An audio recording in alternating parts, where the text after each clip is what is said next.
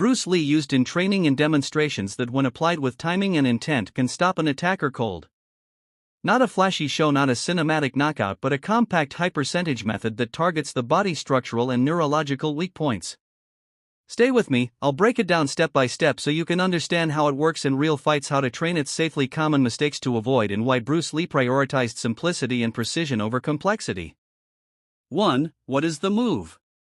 A clear, practical definition.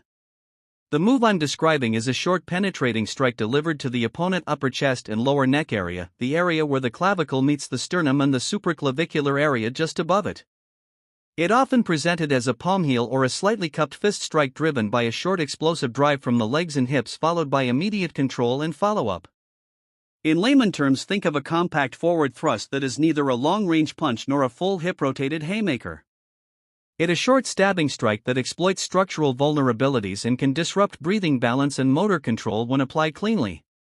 Bruce Lee didn't call it a miracle, he called it efficiency, using the least motion for maximum effect.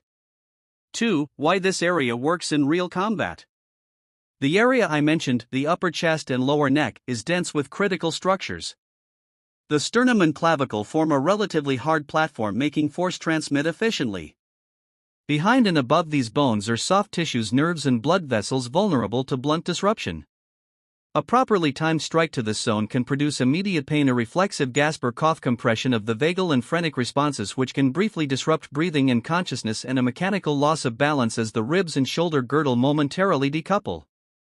In close quarters fights where big looping strikes are risky, a short direct strike into this zone uses a small travel distance and reduces telegraphing. It requires precision more than raw power, which is why the move is accessible to smaller fighters when executed correctly. 3. The core mechanics, how the body produces impact. This technique isn't about arm strength.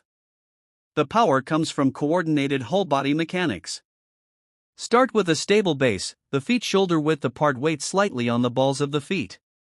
The drive begins with a microstep or a shift of pressure from the rear foot to the lead foot, a snap of the hips forward and a short explosive extension through the legs. The torso remains slightly rotated and the strike rides the spine axial line so that the energy travels compactly through the shoulder into the striking surface. The striking hand should be tight, aligned with the forearm. Whether you use a palm heel or a cupped fist, the point is to present a strong compact surface that won't collapse on impact. The wrist must be braced, the elbow slightly bent to act as a shock absorber, and the shoulder